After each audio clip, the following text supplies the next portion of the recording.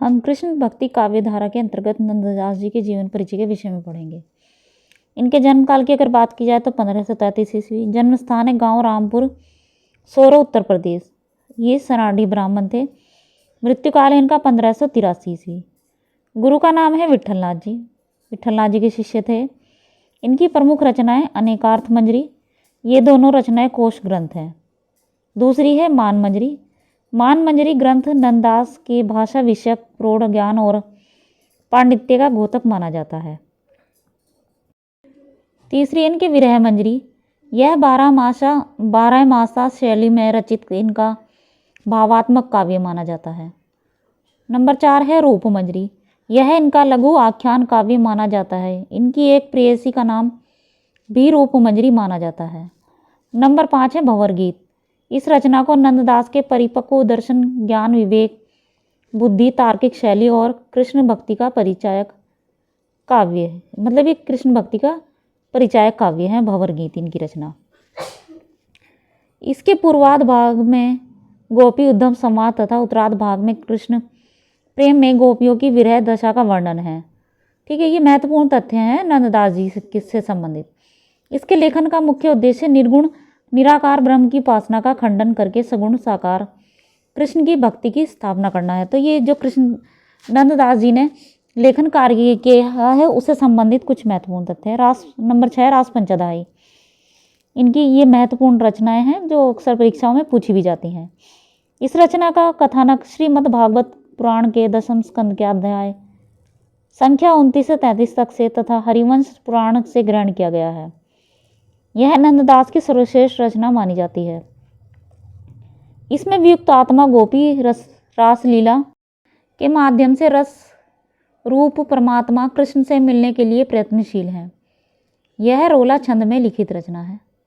मतलब जो रचना है इनकी वह रोला छंद में लिखित है। इस रचना में उपयुक्त शब्द चयन एवं उनके प्रयोग के कारण इनको जड़िया कवि की उपाधि प्रदान की जाती है। तो इनसे संबंधित यह प्रश्न तो अक्सर आता ही रहता है कि जड़िया कवि किसको कहा जाता है। तो नंददास जी को जड़िया कवि कहा जाता है। कौन सी रचना के आधार पर इन्हें जड़िया कवि कहा जाता है? तो रास पंचाध्यायी रचना है, उसके आधार पर इनको जड़िया कवि कहा जाता है। नंबर 7 सिद्धांत पंचाध्यायी। यह कृष्ण की रासलीला से संबंधित रचना है। इसमें कृष्ण, वृंदावन, वेणु, गोपी रास आदि शब्दों की आध्यात्मिक व्याख्या प्रस्तुत की गई है। नंबर 8 सुदामा चरित।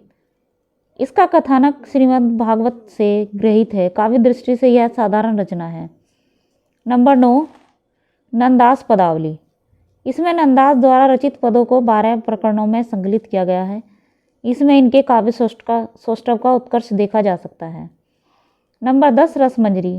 नंबर 11 रुक्मणी मंगल। नंबर 12 प्रेम 12 खड़ी। नंबर 13 श्याम सगाई। नंबर 14 दशम स्कंद भागवत। नंबर 15 गोवर्धन लीला। नंबर 16 अनेकार्थ माला। तो इनकी 16 ये प्रमुख रचनाएं हैं। आचार्य रामचंद्र शुक्ल ने इनको मतलब कि इनके द्वारा रचित 2 गद्य रचनाओं का भी उल्लेख किया है। पहली है हितोपदेश, दूसरी है नासिकेत पुराण भाषा। इनसे संबंधित विशेष तथ्य। यष्ट छाप के कवियों में सबसे कनिष्ठ कवि माने जाते हैं। जनश्रुतियों के अनुसार ये गोस्वामी तुलसीदास के चचेरे भाई माने जाते हैं। इनके पिता जीवन राम एवं तुलसीदास के पिता आत्माराम सगे भाई थे।